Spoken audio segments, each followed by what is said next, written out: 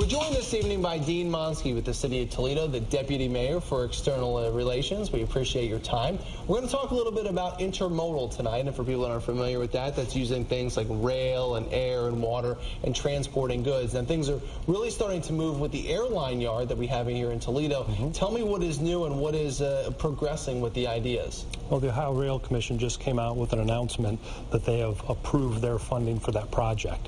We still have another couple of pieces of funding to do with different entities, so there's still some more details to come. But yes, so far the project's moving forward at a nice pace. All right, so that's going to be not only cargo coming through and development, but jobs most importantly, because we're going to need people to do all that work and any kind of construction that's going to go along with that. Absolutely.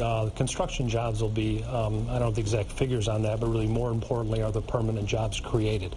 And through two different studies, one done at the Intermodal Institute at the University of Toledo, we're going to be looking somewhere in the vicinity of 400 new jobs directly from that project, and in the vicinity of another additional 400 of indirect jobs because of this project. All positive on the job front. So for people that aren't familiar, why does intermodal, or why will it, most importantly, why will it work here in Northwest Ohio? Well, first and foremost, we have where the project's going to take place on the Norfolk Southern Line, which is the street of Westwood, which we've closed just north of UT's campus, main campus.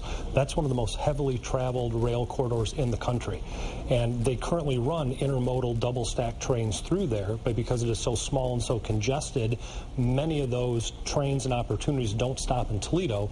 They move on to other intermodal yards. So this project... So they're not offloading their cargo here because they just don't have the space to do it. Absolutely. We don't have the space, the equipment's not there, the technology's not there. That's what this, it's approximately a $12 million project, will allow us to do. Increase the size, increase the amount of traffic they can stop here, offload, and also to current businesses.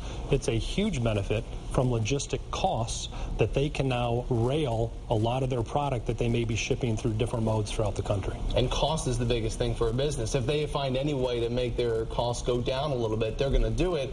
And in a big way, that would benefit Toledo, so that'd be a win-win for everybody. Absolutely, absolutely. So when freight here in the country is expected by industry expert standards to go up 20-fold the amount of product that is transported via rail in this country in the next 20 years. Wow. So that's very important for us to have the capacity. So we have to continue to position ourselves. Obviously, you're doing it right now, but in the future, this is probably not the only piece of the pie, right? I mean, could Toledo expand and continue to stay in that game?